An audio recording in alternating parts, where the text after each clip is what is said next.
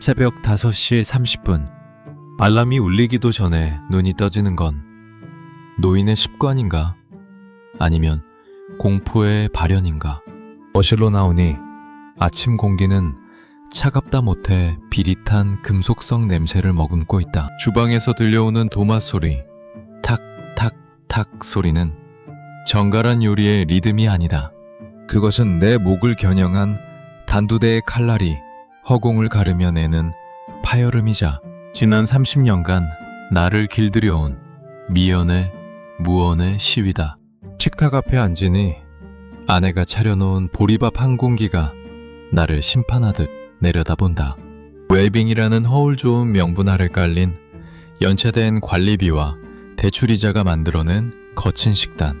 수저를 들어 밥을 한술 뜬다. 제대로 불리지 않은 보리알들이 입안에서 따로 놀며 잇몸 사이를 사정없이 지식인다. 씹을 때마다 서걱서걱 소리가 두개골을 타고 뇌수까지 울려 퍼진다. 이건 밥이 아니라 모래알이다. 목구멍으로 넘기려 할 때마다 까끌거리는 보리 껍질이 식도를 핥히며 내려간다. 아내는 내 맞은편에 앉아 수저조차 들지 않은 채 나를 응시한다.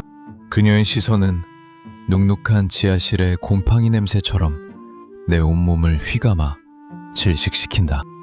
국이 쩌네. 내가 내뱉은 유일한 한마디가 식탁 위에 얼음 같은 공기를 가른다. 아내는 대답 대신 코를 미세하게 찡긋거린다. 어제 내 옷깃에 스며들었을 그 찰나의 복숭아 향기를 추적하는 사냥개처럼 날카로운 반응이다. 나는 고개를 숙이고 짠 멸치 육수를 들이킨다. 혀끝이 마비되는 통증 속에서 나는 깨닫는다. 이 식탁 위에서 나는 가장이 아니라 유통기한이 지나 처분을 기다리는 채무자일 뿐이라는 것을. 평범박 차가운 공기를 마주하며 나는 도살장으로 끌려가는 가축처럼 좁은 엘리베이터에 몸을 밀어넣는다. 옆자리에 선 청년의 활기찬 스키냥 곁에서 10년 전 맞춘 내 낡은 양복의 퀴퀴한 냄새는 더욱 비참하게 도드라진다. 소매 끝은 달아 번질거리고 겹겹이 쌓인 땀 냄새는 드라이 클리닝으로도 지워지지 않는 내 인생의 해묵은 흉터이자 비굴함의 악취다. 창백한 형광등 아래 거울 속 내 얼굴은 죽어가는 사람처럼 파리하다. 엘리베이터가 하강할수록 가슴이 조여오는 건 기압차 때문이 아니다. 이 육중한 쇠덩이가 나를 벗어날 수 없는 노동의 밑바닥으로 밀어넣고 있다는 근원적인 공포다. 지하 주차장에 도착해 조 부장이라는 비극적인 페르소나를 다시 쓴다. 무너지지 않은 척, 유능한 부품인 척 연기하며 축 처진 어깨를 억지로 편다. 비명 같은 구두굽 소리를 배경 삼아 나를 삼킬 빌딩 숲을 향해 무거운 발걸음을 뗀다. 지하철역 플랫폼은 비릿한 습기로 가득 차 있다. 난밤의 빗물이 채 마르지 않아 사람들의 젖은 우산에서 떨어진 물방울들이 바닥을 검게 적시고 있다. 열차가 들어오고 나는 거대한 파도에 휩쓸리듯 인파 속으로 던져진다. 내 옆에 선 중년 남성의 눅눅한 외투 어깨가 내 팔에 쩍쩍 달라붙는다. 타인의 살결에서 전해지는 이 불쾌한 온기, 그 질척거리는 감각이 내 곤두선 신경을 사정없이 자극한다. 차 안의 공기는 수백 명의 들숨과 날숨이 뒤섞여 끈적하고 탁하다. 산소가 부족해 뇌가 멍해질 때쯤 나는 손잡이를 잡은 내 손을 내려다본다. 마디마디가 굵어지고 검버섯이 내려앉기 시작한 늙은 노동자의 손. 이 거친 손으로 나는 지연 씨의 그 하얗고 맑은 손을 잡았었다. 그 비현실적인 부드러움과 지금 이 지하철의 살벌한 질감이 머릿속에서 충돌하며 불꽃을 일으킨다. 덜컹거리는 열차 진동에 몸을 맡긴 채 나는 눈을 감는다. 눈을 감으면 다시 그 복숭아 향기가 진동하던 양평의 빗길, 그 아늑한 조수석이 펼쳐질 것만 같다. 하지만 이번 역은 신도림, 신도림역입니다. 라는 기계적인 안내방송과 쏟아져 들어오는 사람들의 거친 외침이 나를 다시 현실의 시궁창으로 끌어올린다. 나는 다시 악취나는 인파 속에 하나가 된다. 사무실 내 자리에 앉는다. 책상 위에는 밤새 소리 없이 내려앉은 미세한 먼지들이 얇은 수위처럼 쌓여 있다. 건지로 쓱 문지르니 시커먼 때가 묻어난다. 10년째 제자리를 지키고 있는 낡은 키보드는 이제 자판의 글씨조차 희미해져 형체를 알아볼 수 없다. 엔터키를 누를 때마다 느껴지는 그 뻑뻑한 저항감은 마치 내 인생이 내지르는 비명 같다. 엑셀 파일을 연다. 어제 사장이 내 얼굴을 향해 던졌던 그 보고서다. 깨진 모니터 액정의 금 사이로 보이는 숫자들은 마치 나를 비웃는 조롱 섞인 외계어처럼 춤을 춘다. 손가락이 굳어 자꾸 오타가 나고 수정할수록 서류는 엉망이 된다. 그때 등 뒤에서 사장의 구두 소리가 들려온다. 또가 규칙적이고 오만한 그 소리는 내 심장 박동을 강제로 자신의 리듬에 동기화시킨다. 등줄기를 타고 식은땀 한 방울이 소름 끼치게 흘러내린다. 셔츠 안감이 땀에 젖어 살에 쩍쩍 달라붙는 그 질척한 감촉에 소름이 돋는다. 나는 숨을 죽이고 모니터 속으로 빨려 들어갈 듯 고개를 더 깊게 숙인다. 나는 이 거대한 조직의 톱니바퀴조차 되지 못한 채 마모되어 버려지기만을 기다리는 녹슨 나사못에 불과하다는 사실을 온몸으로 받아낸다. 족이 타들어간다. 사장의 모욕적인 언사를 견디다 못해 도망치듯 탕비실로 향한다. 정수기에서 찬물을 받는다. 얇은 종이컵이 쏟아지는 수압을 견디지 못하고 내 손 안에서 파르르 떤다. 물을 한 모금 들이키자 얼음장 같은 냉기가 식도를 타고 내려가 장기를 하나하나 얼어붙게 만든다. 너무 차가워. 이가 시리고 머리가 띵하다. 하지만 이 육체적인 통증이 차라리 낫다. 가슴속에 응어리진 우라통을 이 맹기로라도 잠재우지 않으면 금방이라도 폭발할 것 같으니까. 컵을 내려놓으려는데 건조대 구석에 놓인 지연 씨의 개인 컵이 시야에 들어온다. 어제 그녀가 남긴 립스틱 자국이 세제에도 채 지워지지 않은 채 아주 연하게 남아있다. 그 붉은 흔적을 보는 순간 내 입안에는 다시 복숭아의 달콤하고 농밀한 환각이 피어오른다. 차가운 물로도 결코 씻어내지 못한 욕망의 갈증. 나는 아무도 없는 탕비실에서 그 컵을 연모하는 소년처럼 멍하니 바라본다. 맑은 환풍기가 돌아가는 거친 소음이 내 가쁜 숨소리와 섞여 기괴한 화음을 만들어낸다. 나는 지금 이 신성한 일터의 가장 은밀한 구석에서 가장 위험하고도 추악한 상상을 하고 있다. 부장님 이것 좀. 지연 씨의 목소리가 사무실의 퀴퀴한 먼지 냄새를 밀어내고 달콤한 복숭아 향기로 공간을 채웠다. 소리를 건네는 그녀의 가느다란 손가락 끝이 내 거친 손등을 스쳤다. 찰나의 접촉이었지만 잊고 있던 뜨거운 전류가 온몸에 소용돌이쳤다. 그래, 두고 가. 바스라지는 낙엽처럼 볼품없는 내 대답에도 그녀는 묘한 미소를 지었다. 이어 내 귓가에 입술을 바짝 대고 속삭였다. 오늘 점심 따로 드실래요? 우리 둘만 아는 곳으로. 그녀의 뜨거운 숨결에 온몸에 털이 곤두서는 전율을 느꼈다. 지연 씨가 떠난 후에도 남은 향기가 나를 고문했다. 박대리의 의심스러운 시선을 피해 의미 없는 서류를 뒤적였지만 내 심장은 이미 벽을 뚫고 그녀를 쫓고 있었다. 맑은 의자에 고정된 육신은 썩어가는 나무 같았고 모니터 속 엑셀 칸들은 어느새 그녀의 붉은 입술로 치환되어 나를 비웃고 있었다. 지연 씨가 나를 이끈 곳은 사무실에서 대여섯 블록이나 떨어진 미로 같은 골목 끝에 숨어있는 굴 국밥집이었다. 점심시간에 소음이 파도처럼 밀려드는 곳이었지만 그녀와 마주 앉은 끈적이는 나무 테이블 위만은 진공 상태처럼 고요했다. 뚝배기에서 솟구치는 뜨거운 김이 매 안경알을 순식간에 하얗게 덮어버렸다. 세상이 흐릿해진 그 찰나, 지연 씨의 하얀 손이 안개 속에서 쑥 들어와 내 안경을 벗겨냈다. 부장님은 앞이 안 보일 때 더 솔직해 보이세요. 그녀의 목소리가 김서린 안개 너머에서 들려왔다. 그녀는 국자에 통통하게 살이 오른 굴 하나를 정성껏 떠서 내 앞접시에 놓아주었다. 비릿하면서도 고소한 바다의 향이 코끝을 찔렀다. 굴을 입에 넣으니 미끈하고 차가운 질감이 혀를 감싸다가 이내 이빨 사이에서 툭 터지며 진한 육즙을 내뿜었다.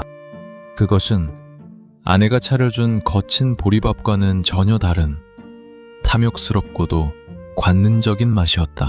지연 씨는 숟가락을 든 채 나를 빤히 바라보다가 갑자기 손을 뻗었다. 부장님, 입가에 국물 묻었어요. 그녀의 엄지손가락이 내 입술 끝을 아주 천천히 닦아내는 척하며 짓눌렀다. 보드라운 살결의 촉감이 뚝배기의 열기보다 더 뜨겁게 내 얼굴을 달구었다. 그 0.1초의 짧은 접촉은 내 이성을 마비시키기에 충분했다. 나는 뜨거운 국물을 급하게 들이켰다. 목구멍이 타들어가는 통증이 느껴졌지만 가슴 깊은 곳에서 피어오르는 이 위험한 갈증은 결코 가시지 않았다. 점심 식사 후 사무실의 공기는 식곤증과 나른함, 그리고 누군가의 땀 냄새가 뒤섞여 끈적거리는 늪처럼 변해 있었다. 모니터 속 엑셀 칸들은 이제 형태를 잃고 자꾸만 서로의 영역을 침범하며 겹쳐 보였고, 무의미한 숫자들은 검은 개미떼처럼 제멋대로 흩어져 내 시야를 어지럽혔다. 멍하니 그 혼돈을 응시하던 그때였다. 등 뒤 복도 끝에서부터 들려오는 육중하고 불규칙한 구두 소리. 그것은 단순한 발소리가 아니었다. 내 척추를 타고 뇌수까지 단숨에 오르는 공포의 리듬이자 내 가냘픈 생존을 언제든 끊어버릴 수 있다는 포식자의 신호였다. 소리는 점점 가까워졌고 마침내 내 의자 바로 뒤에서 멈췄다. 조 부장, 자나? 대답을 할 틈도 없이 사장의 투박하고 거친 손이 내 어깨를 마치 먹잇감을 낚아챈 맹수의 발톱처럼 꽉 쥐어 눌렀다. 찌든 담배 냄새와 이름 모를 고가의 치킨 향이 뒤섞인 사장 특유의 채취가 해일처럼 밀려왔다. 방금 전까지 내 머릿속을 유영하던 지연 씨의 가냘픈 복숭아 향기는 그 천박하고 압도적인 맴새에 짓눌려 순식간에 흔적도 없이 사라졌다. 사장의 손아귀 힘이 가해질 때마다 어깨뼈가 삐걱거리며 비명을 질렀고 그 통증은 뒷목을 타고 온몸으로 번졌다. 전에 요새 정신 어디다 두고 다녀? 보고서 꼴이 이게 뭐야? 일하기 싫으면 당장 말해. 자네 그 낡은 자리에 앉고 싶어 안달난 젊은 애들. 지금도 저 건물 밖에서 번호표 뽑고 줄 서 있으니까. 사장의 낮은 목소리는 가시돋친 뱀의 혀처럼 내 귓등을 핥히고 지나갔다. 모욕감은 독리가 되어 내 심장에 박혔다. 뒷목을 타고 식은땀 한 줄기가 셔츠 안감을 적시며 소름 끼치게 흘러내렸다. 젖은 옷감이 등에 쩍쩍 달라붙는 그 불쾌하고 비굴한 감촉은 내가 처한 현실의 민낯을 그대로 드러내는 듯했다. 나는 마우스 위에서 하얗게 질린 채 굳어버린 손가락에 억지로 힘을 주었다. 손톱이 손바닥을 파고들어 당장이라도 피가 배어나올 것 같은 통증이 느껴졌지만 그 고통만이 내가 사장 앞에서 소리를 지르거나 무너지는 것을 막아주는 유일한 정신줄이었다. 사장의 손이 마침내 어깨에서 떨어졌을 때 나는 마치 사형 집행이 유예된 죄수처럼 깊은 한숨을 삼켰다. 하지만 그가 남긴 압박감은 여전히 공기 중에 남아 나를 질식시켰다. 나는 이 거대하고 정교한 조직의 톱니바퀴 사이에 낀 언제든 닦여나가 버려질 시커먼 기름 찌꺼기에 뿐이라는 사실이 사장의 손자국을 통해 내 어깨 위에 낙인처럼 선명하게 각인되었다. 거울을 보지 않아도 알 수 있었다. 지금 내 표정은 사장이라는 거인의 그림자 아래 납작하게 엎드린 아주 작고 초라한 벌레의 얼굴을 하고 있을 것이라는 사실을. 퇴근 인파 속에서 나는 낡은 가방끈을 강박적으로 움켜쥐었다. 열차 유리에 비친 내 모습은 참혹했다. 비뚤어진 넥타이와 가랑잎처럼 마른 입술을 가진 내 구부정한 실루엣은 옆자리 청년의 생기 넘치는 리듬 곁에서 마치 유령처럼 떠돌았다. 열차가 급정거할 때마다 타인의 땀냄새와 눅눅한 옷자락이 나를 압박해왔다. 질식할 것 같은 악취 속에서 나는 양평 빗길의 상쾌한 향기를 미친 듯이 갈구했다. 그것만이 나를 살게 할 유일한 산소 마스크였다. 하지만 문이 열리고 차가운 승강장 위로 내동댕이 쳐진 순간 나는 깨달았다. 저들에겐 돌아갈 집이 있지만 나는 내가 만든 환상 속에 갇혀 돌아갈 곳을 잃어버린 이방인이 되었음을.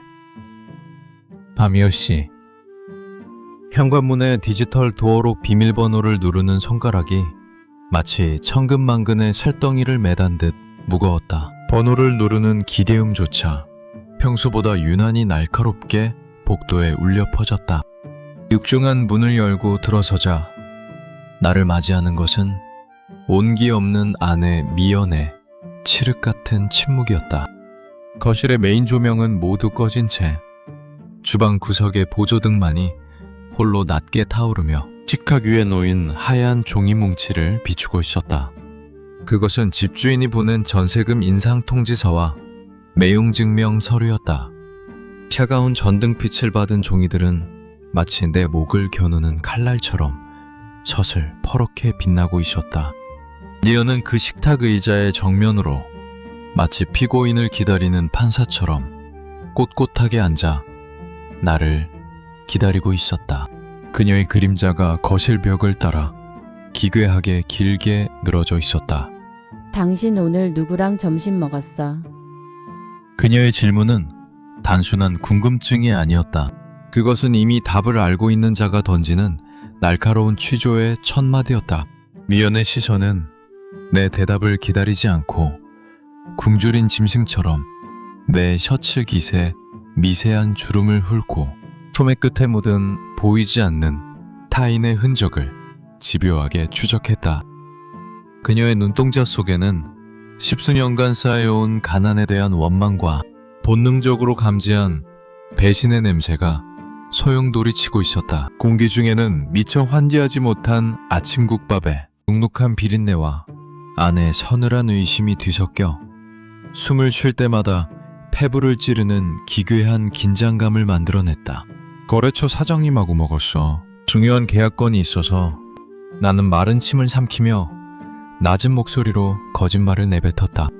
거짓말을 뱉는 순간 혀끝은 타들어가듯 말랐고 입안에는 쓴 침이 가득 고였다. 지연 씨와 나누었던 그 달콤했던 복숭아 향기의 기억이 이 퀴퀴하고 차가운 거실의 공기에 오염되는 것 같아 묘한 죄책감과 불쾌함이 동시에 밀려왔다. 내 목소리는 허공에서 힘없이 흩어졌고 아내는 그 비어있는 떨림을 놓치지 않았다. 아내는 한참 동안 나를 뚫어지게 응시하다가 아무런 대꾸도 없이 천천히 자리에서 일어났다. 그녀는 마치 유령처럼 내 곁을 지나쳐 침실로 들어갔다. 그녀가 스쳐 지나갈 때 불어온 차가운 바람은 땀에 젖은 내 등줄기를 오싹하게 만들었다. 그것은 산자의 온기가 아니라 오랫동안 얼어붙은 얼음산에서 불어오는 살풍 같았다.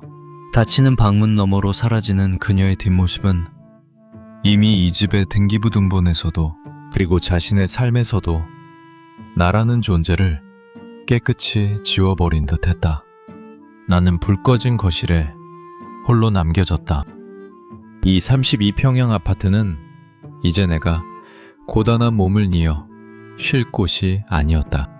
이곳은 내 숨통을 서서히 조여오는 은밀한 감옥이자 매일 밤 나의 죄와 무능을 묻는 가혹한 법정이 되어가고 있었다.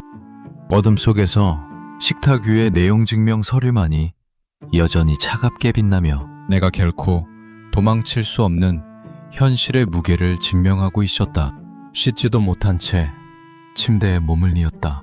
옆에 누운 아내의 고른 숨소리가 들려왔지만 그것이 잠든 소리인지 나를 감시하는 소리인지 알 수 없어 온몸이 빳빳하게 굳었다. 그때 이불 속 주머니에서 스마트폰이 짧게 진동했다. 찡! 그 미세한 떨림이 내 허벅지 근육을 타고 전두엽까지 전율을 전달했다. 나는 조심스럽게 이불을 머리끝까지 뒤집어 썼다. 좁은 이불 속 공간에 가득 찬 내 거친 숨소리와 퀴퀴한 땀냄새. 화면을 켜자 푸른 빛이 내 얼굴을 창백하게 비추었다. 부장님, 아니 영남씨. 오늘 굴 국밥 맛있었어요. 부장님 입술에 묻은 국물 닦아줄 때 사실 제 심장이 터지는 줄 알았어요. 잘 자요, 나의 영웅. 지연 씨의 메시지였다. 그 문장을 읽는 순간 가슴속 깊은 곳에서 뜨거운 것이 울컥 치밀어 올랐다다. 아내가 세운 거대한 침묵의 성벽 너머로 금지된 복숭아 향기가 스며들었다. 나는 떨리는 손가락으로 답장을 적으려다 멈췄다. 답판 위에 내 지문이 지워지지 않는 죄악의 흔적처럼 느껴졌다. 나는 휴대폰을 가슴에 꼭 안은 채 눈을 감았다. 이 푸른빛만이 내가 살아있음을 증명하는 유일한 촛불이었다. 다시 새벽 5시 30분 알람이 울리기도 전에 감긴 눈꺼풀 사이로 시린 어둠이 파고들었다. 육신은 이 낡은 침대 위에 무겁게 짓눌려 있었지만 내 영혼은 어젯밤 꿈속에서 본 지연의 미소와 그 몽환적인 시공간을 여전히 표류하고 있었다. 현실로 돌아오기 위해 들이마신 공기는 폐부를 찌르듯 차가웠다. 좀비처럼 몸을 일으켜 거실로 나가니 아내 미연은 이미 주방불을 켠 채 아침 식사를 준비하고 있었다. 도마 위를 두드리는 칼질 소리가 평소보다 유난히 사납고 불규칙했다.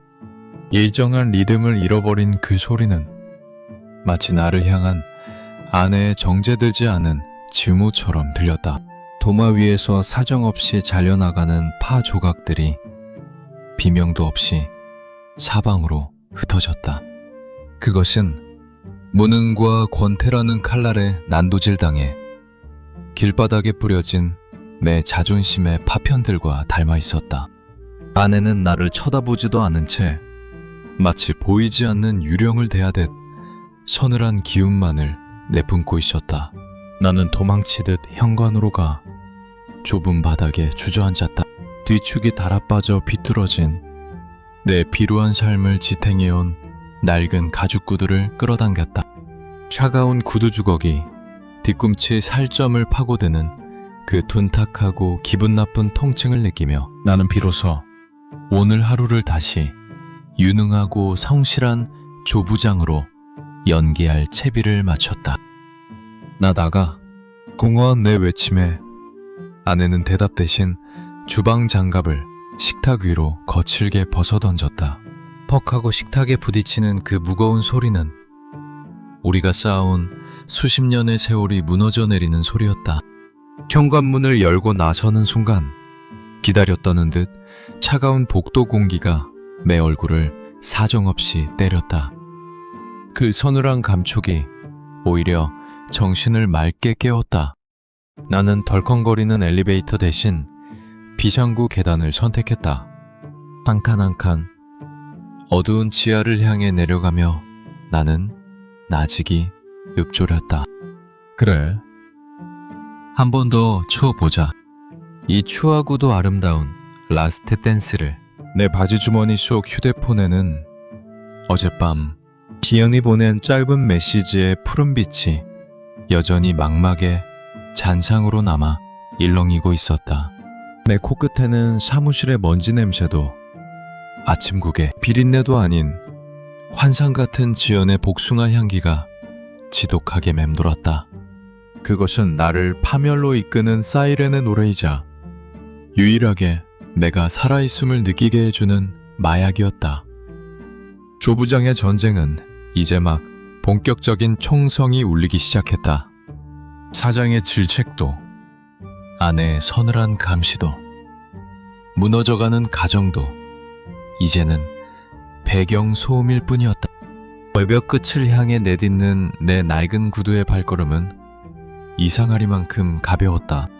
추락이 예정된 비행은 그 속도감 덕분에 가장 화려한 법이니까.